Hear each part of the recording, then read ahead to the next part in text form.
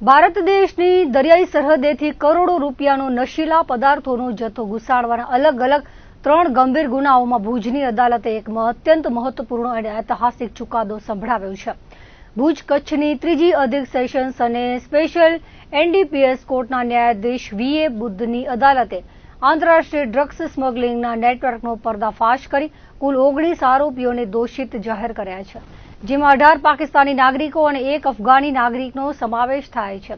કોર્ટે તમામ 19 આરોપીઓને 20 વર્ષની સખત કેદની સજા ફટકારી છે, તેમજ પ્રત્યેક આરોપીને ₹2 લાખના દંડની સજાનો હુકમ કર્યો છે।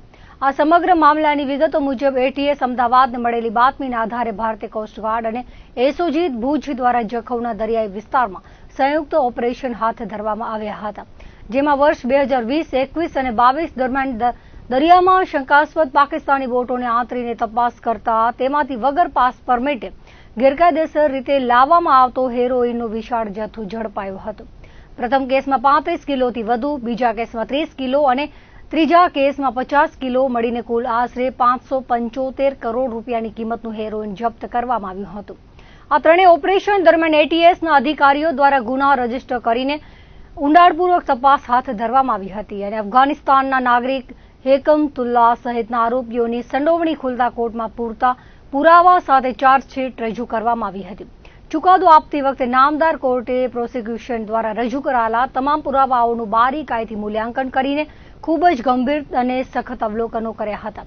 કોર્ટે સ્પષ્ટ તારણ કાઢ્યું હતું કે આરોપીઓ દ્વારા ભારતના યુવાધનને નશાના રવાડે ચડાવવા અને દેશના લોકોને આવા ગંભીર વ્યસનમાં ધકેલવાનું કૃત્ય કોઈ સામાન્ય બાબત નથી। આ ગુનાહિત પ્રવૃત્તિ પાછળ મોટા પાયે નશીલા પદાર્થો સપ્લાય કરી રાષ્ટ્રના આંતરિક માળખાને નબળું પાડવાનું એક સુનિયોજિત વ્યૂહરચનાપૂર્વકનું આંતરરાષ્ટ્રીય કાવતરું ઘડવામાં આવ્યું હતું।